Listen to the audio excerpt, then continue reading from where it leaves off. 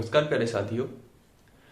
आज हम बात करेंगे पंचायती राज के इस वीडियो में नगर पालिकाओं की शक्तियों के बारे में, इसके प्राधिकार के बारे में, इसके उत्तरदायित्व के बारे में। साथ ही नगर पालिका किस प्रकार से कर अधिरोपित कर सकती है, किस प्रकार से कर लगा सकती है, तो इस कर अधिरोपित करने की शक्ति के बारे में देखेंगे।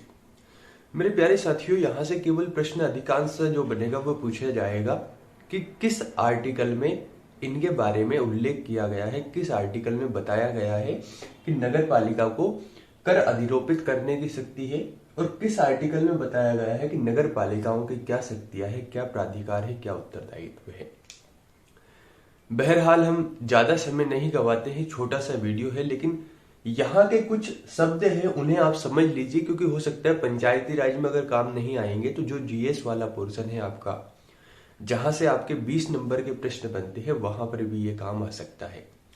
सबसे पहली बात ये आती है कि नगर पालिकाओं की क्या शक्तियां होगी, क्या प्राधिकार होंगे और क्या उत्तरदायित्व होगा। इस बात का निर्धारण भारतीय संविधान का एक आर्टिकल करता है, अनुच्छेद 243W।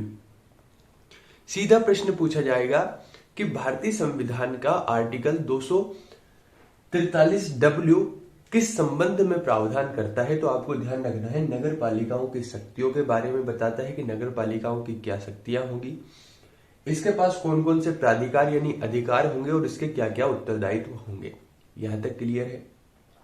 तो जब बात आती है कि नगर पालिकाओं की क्या शक्तियां होगी, क्या प्राधिकार होंगे, क्या उत्तरदायित्व होगा, तो इसके संबंध में राज्य विधानमंडल के पास ये शक्तियां दे दी गई कि राज्य विधानमंडल निर्धारित कर सकता है कि नगर पालिकाओं की क्या शक्तियां होंगी। तो नगर पालिकाओं की शक्तियों के बारे में, इसके प्राधिकार के बारे में, इसके उत्तरदायित्व के बारे में राज्य विधानमंडल द्वारा यहाँ पर नियम बनाए जाते हैं, यहाँ पर निर्धारित किया जाता है कि इस पास कौन कौन सी शक्तियां दी जाएगी। अब बात ये आती है कि सर नगर पालिकाओं के बारे में, शक्तियों के बारे में राज्य विधानमंडल निर्धारित करेगा, तो क्या कुछ चीजें हैं जो इसके संबंध में महत्वपूर्ण है। तो बिल्कुल ध्यान रखिएगा कि अगर साधारण रूप से कहना पड़े कि नगर पालिकाओं की जो शक्तियां हैं, जो प्राधिकार है, जो उत्तरदायित्व है, तो वे उत्तरदायित्व वही होंगे जो 12वीं अनुसूची में दिए गए विषय है। सिंपल सी बात यह है कि हमें पढ़ना तो होता है कि राज्य विधानमंडल निर्धारित करेगा या ये चीज निर्धारित करेगी, लेकिन निर्धारण पहले से हो चुका है। हमारे संविधान ने पहले से ही 11वीं अनुसूची में 29 विषय दे दिए गए हैं पंचायतों को, और नगर पालिकाओं को दिए गए हैं 18 विषय। तो सिंपल सी बात यह है कि नगर पालिकाओं के पास जो शक्तियां होंगी, ये वही शक्तियां होंगी जो भारतीय संविधान की 12वीं अनुसूची के संबंध में हैं। यानी 12वीं अनुसूची में जो 18 विषय दिए गए हैं, इन 18 विषयों पर कार्य करने की शक्ति होगी किसकी, नगर पालिकाओं की। तो अगर मान लीजिए प्रश्न पूछ लिया जाए कि नगर पालिकाओं की शक्तियां हैं 12वीं अनुसूची में उल्लेखित 18 विषय पर या 11वीं अनुसूची में उल्लेखित 29 विषय पर, ए व बी दोनों, इनमें से कोई नहीं, तो आपको ध्यान रखना है 12वीं अनुसूची के 18 विषयों पर कार्य करती है कौन, नगर पालिकाएं। फिर बात आती है प्राधिकार, यानी जो शक्तियां हैं वही उसके अधिकार है। इनका किस प्रकार से कार्य करना है, इसके संबंध में कैसे कार्यक्रम बनाना है, किस प्रकार से गरीबों का से संबंधित यहाँ पर कार्यक्रम चलाना है, योजनाएं बनाना है, ये प्राधिकार भी आते हैं नगर पालिकाओं के अंतर्गत। तीसरा है उत्तरदायित्व। अब सोचकर देखिए, अगर किसी व्यक्ति के पास इतने ज्यादा कार्य दे दिए जाएंगे, घर के मुखिया के पास अगर घर के सारे कार्य होते हैं, सारी शक्तियां होती है, तो फिर उत्तरदायित्व भी उसी का होता है, अगर कुछ अच्छा होता है या बुरा होता है। जिसे समझ कर देखिए, आप नहीं पढ़ेंगे, आपके पास आपको पढ़ने के लिए बाहर छोड़ा गया है कि आप बाहर जा रहे हैं, आपको पढ़ाई करना है, लेकिन आप नहीं पढ़ेंगे तो इस बात के उत्तरदायित्व कौन होंगे, आप होंगे। क्यों? क्योंकि आपको किसी कार्य विशेष के लिए छोड़ा गया था, आपको बता दिया गया था कि आप बाहर जा रहे हैं तो मौज मस्ती नहीं करना है, आपको पढ़ाई करना है, पढ़ाई करने के लिए आपको छोड़ा गया है। समझ रहे हो आप? तो पढ़ाई करने के लिए छोड़ा गया था, तो आपका दायित्व बनता था कि आपको पढ़ाई करना है। ठीक ऐसे ही नगर पालिकाओं को यहाँ पर उत्तरदायित्व बनता है कि अगर कोई शक्ति है, कोई प्राधिकार है, तो उसके संबंध में उत्तरदायित्व भी रहता है। कहने का मतलब ये कि अगर जितनी बड़ी पोस्ट होगी उतना बड़ा दायित्व भी होगा।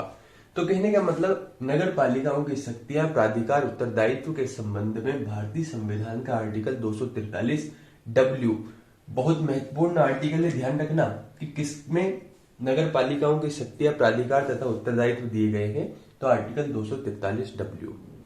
आगे की ओर बात करते हैं कि कर अधिरोपित करने की शक्ति किस आर्टिकल में दी गई है, कि जो नगर पालिकाएं हैं ये नगर पालिका किस प्रकार से कर अधिरोपित कर सकती है, इसके बारे में किस आर्टिकल में बताया गया है। तो आर्टिकल 243X। ध्यान रखना, आर्टिकल 243X वह महत्वपूर्ण आर्टिकल है जिसके द्वारा नगर पालिकाएं कर अधिरोपित कर सकती है। तो यहां पर केवल इतना ध्यान रखना है, आप टैक्स यहां पर लगा सकती है नगर पालिकाएं। तो टैक्स में केवल कर की बात नहीं आती, केवल टैक्स की बात नहीं आती। दो तीन चीजें हैं, जब आप अर्थव्यवस्था को डिटेल में पढ़ते हैं तो एक शब्द आप पढ़ते हैं टैक्स। टैक्स का मतलब होता है कर। एक पढ़ते हैं आप शुल्क और एक पढ़ते हैं फीस। क्या तीनों एक ही होते हैं या तीनों में कुछ बेसिक सा अंतर होता है? आपको क्या लगता है? तो जब हम कर अधिरोपित करने की शक्ति की बात करते हैं तो आर्टिकल 243X के द्वारा कर अधिरोपित किया जाता है, ये हमें पता है। लेकिन आप जब इसके बारे में डिटेल में पढ़ेंगे तो केवल नगर पालिकाएं कर नहीं लगाती बल्कि शुल्क भी लगाती है और फीस भी वसूलती है। तो इन तीनों में क्या अंतर है, इसके बारे में थोड़ा सा समझने का प्रयास करेंगे। देखिए, टैक्स वह होता है जो किसी गवर्नमेंट के द्वारा किसी व्यक्ति संस्था पर अनिवार्य रूप से लगाया गया एक वित्तीय शुल्क है। कहने का मतलब यह है कि ये जो टैक्स है ये टैक्स अनिवार्य होता है, इसे वसूला जाता है और इसे वसूलने के बाद जब इसे एकत्रित किया जाता है तो एकत्रित करने के बाद इसी टैक्स को सार्वजनिक कार्यों में लगाया जाता है। अगर सड़कें बनाई जा रही है तो सड़कें कहां से बनाई जा रही है? व्यक्तियों से, सार्वजनिक उपक्रमों से। यहाँ पर टैक्स वसूला गया, सड़कें बनाई गई। कोई सार्वजनिक इमारत है तो इमारत कैसे बनाई जाएगी? टैक्स वसूला, कर वसूल लिया गया, कर एकत्रित हुआ, इमारत बना दी गई।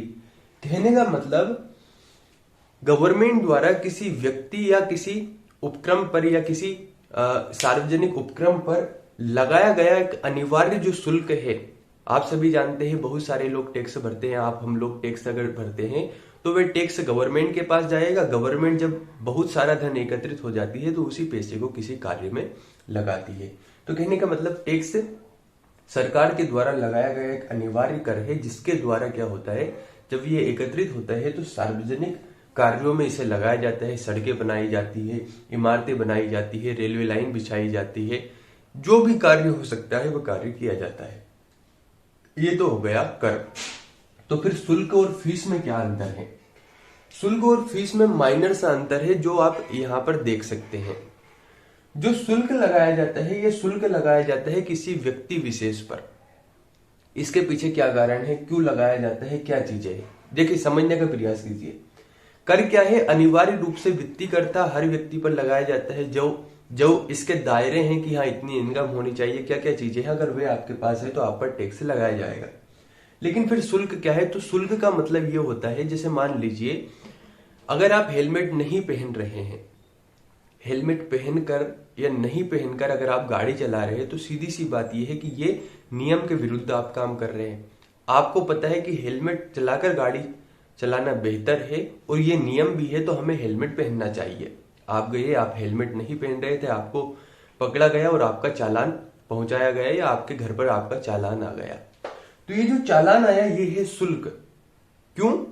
क्योंकि यहां पर आपको पता था कि हम किसी नियम के विरुद्ध जाकर कार्य कर रहे हैं। तो कहने का मतलब ये कि कोई ऐसा नियम, जब उस नियम का उल्लंघन किया जाता है तो व्यक्ति पर जो धन की कह सकते हैं उससे धन प्राप्त किया जाता है वह शुल्क के अंतर्गत आता है।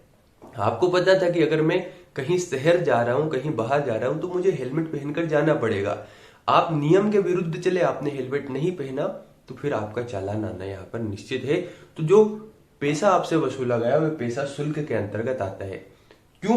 क्योंकि वहीं दूसरा व्यक्ति नियम के साथ चला, उसने हेलमेट पहना था तो उस पर चालान नहीं लिया गया। तीसरा है फीस। फीस का सीधा सा मतलब यह होता है कि किसी व्यक्ति विशेष को किसी विशिष्ट सेवा देने पर जो पैसा वसूला जाता है उसे कहते हैं फीस।